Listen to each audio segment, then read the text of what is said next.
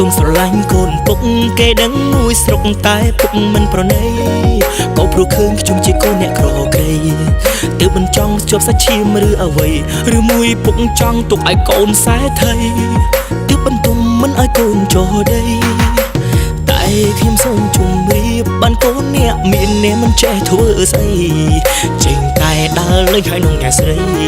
ផឹកស្រាใจលុយមិនសំចៃមួយថ្ងៃឃើញតែតែងខ្លួនដើរបង្អួតស្រី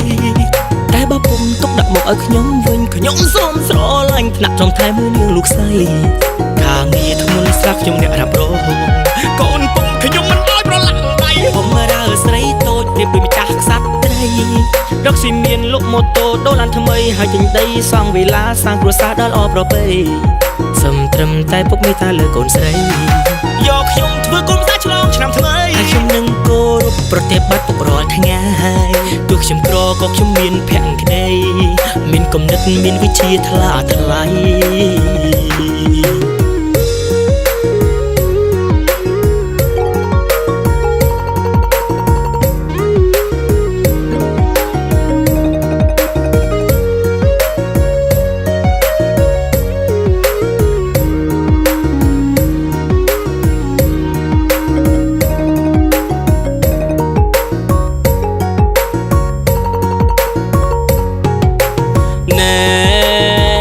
ចង់ស្រឡាញ់កូនយើងមានប៉ុន្មានម៉ឺនដល់ដឹងហើយឬវ័យ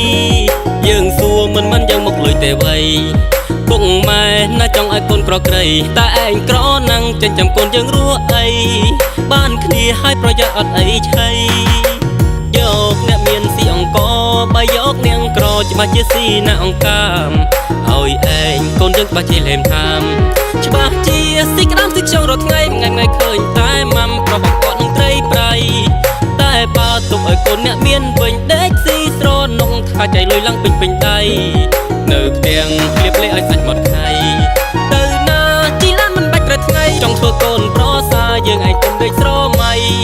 តើតែឯងខំធ្វើការមានដុល្លារហើយទិញឡានសង់វិឡាទៅបានយើងព្រមលើកូនស្រី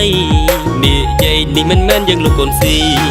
តែធ្វើនេះចង់ឲ្យកូនខ្លាថ្លៃបើឯងពិតស្រឡាញ់កូនយើងស្មងភក្តីឯងកុំបានតែសំដីធ្វើឲ្យយើងឃើញចាំនិយាយ